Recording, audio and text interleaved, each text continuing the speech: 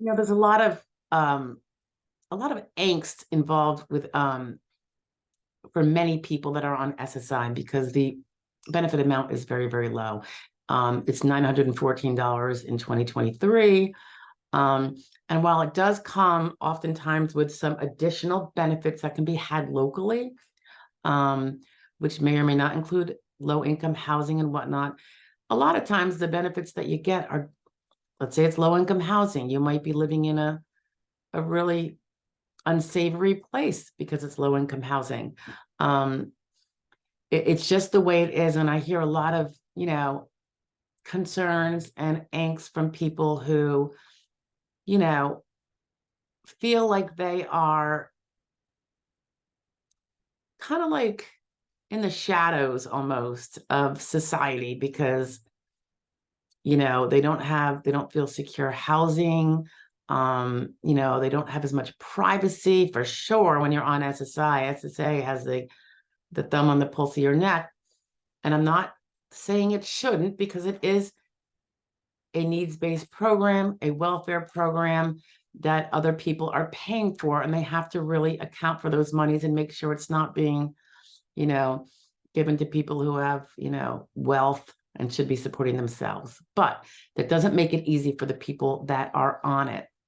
So one thing I just wanted to drive home is for those that are not completely unable to do anything. So if you are able to work very part-time, and I can get into details, well, I don't know if I'll get into it in this particular video, but if you can work part-time, now, yes, you're going to have to stay within certain numbers, and that would be kind of a whole detailed explanation. Whenever you work part-time, when you're on any kind of disability, you want to stay within the rules that allow you to do that with the SSA. I.e., your work is going to be, in line with your disabilities. If you have a very, very bad back and that's disabled you, you're not going to want to be doing tree climbing or working on a farm throwing bales of hay. The obvious.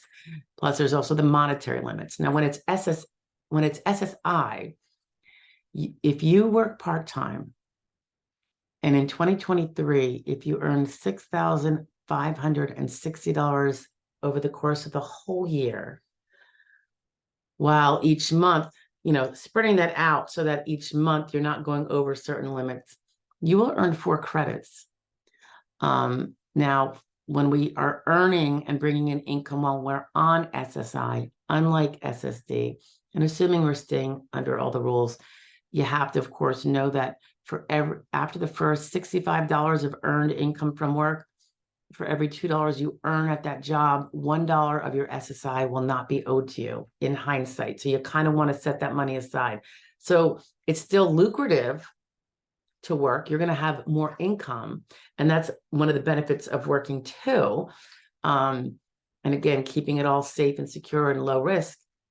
So you will have to give up some of the SSI, but you're going to make more than you have to give up. And what I'm getting at is you can earn those credits, and then you will flip if you do this long enough. And how long it has to be is going to depend on when you last earned credits, because you have to have, for most adults, 20 credits earned in the last 40 quarters. 40 quarters is 10 years. You can earn up to 4 credits a year, but if you earn up 2 credits a year, you're still going to eventually become insured for Social Security disability. It's always that 10-year window behind us because there's a recency test. It's like term insurance. But if you can do that, you can then get Social Security disability once you have those 20 in your immediate rear window. The SSA is going to look at you and make sure you're still disabled before they give you Social Security disability. So you always want to keep up strong with all of your treatment so the evidence is there. But then you can get on Social Security disability. And, it could be that you had a very robust work history before you became disabled. And for some reason, it ended up being SSI and not SSD, maybe because you were out long before, maybe you were out of work long before you became disabled for various reasons. You could have been a stay-at-home parent or a caretaker for a parent, but you can turn that SSI, you can get off the SSI and onto SSD, which means if you continue to work part-time, you get to keep all that part-time income as long as you remain in the rules. You no longer have that offset. You can get married to a wealthy person, you can inherit, you can be gifted. All these are the great things for being on SSD and not SSI without losing your benefits. And you get Medicare. But the drive home point here is that you can gravitate off of SSI and get onto SSD. Some people, the SSD is going to be way more than the SSI because they had a robust work history before. Some people, it might not be. And some people, it might be partially SSD, but since the SSD is below the 914 that SSI is in 2023, they're going to have the balance with SSI to get them up to the 914.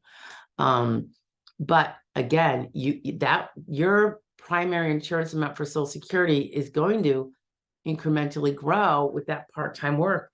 And then once you're on SSD, you can not only grow that, but that reap those other benefits and have other measures of being able to have wealth, savings, all the things you can't do on SSI because it's needs-based.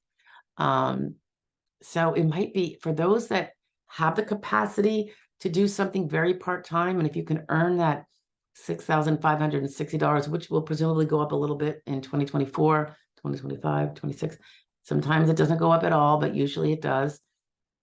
You can get off the SSI onto the SSD, and it might do a lot of great things for your life. I mean, it can be the start of improving that financial picture.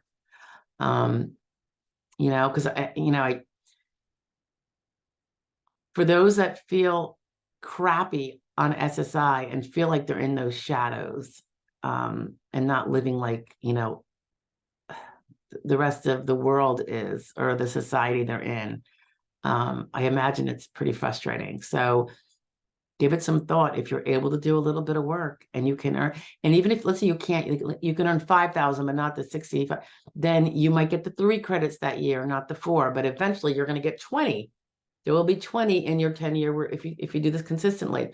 Some people are only need to do a year or 2 of that before they're eligible for SSD, and the SSA is going to know, because they look at everybody every year to see if an SSI person can be checked out for SSD. But remember, they're always going to look to see if you're still disabled at that time too. So you always want to stay on top of your evidence, keeping it strong like you did when you were claiming, and always keep that evidence strong by treatment, keeping your diagnostics updated, all that kind of stuff. Never stop complaining to your doctor about your symptoms. Don't be tough man on campus. Don't be superwoman or superman. You can do this. You could get off of SSI and be on Social Security disability, get the Medicare, be able to earn and keep all your earnings, unlike earnings on SSI where it's going to have that offset.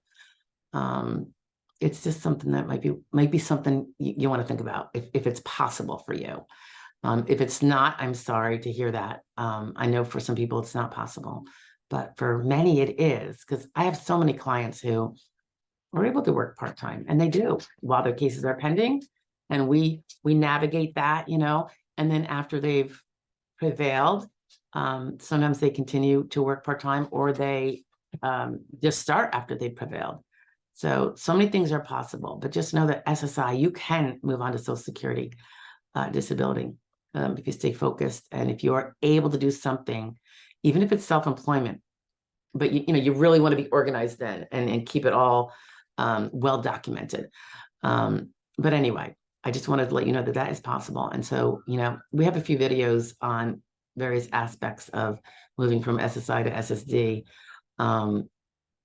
So maybe check those out. But anyway, I hope that gives you some incentive, maybe if you feel like you're well enough to, work 10 hours a week or 15 hours a week at a job that's commensurate with your disabilities, and always staying below the amount we have to stay, which is generally SGA.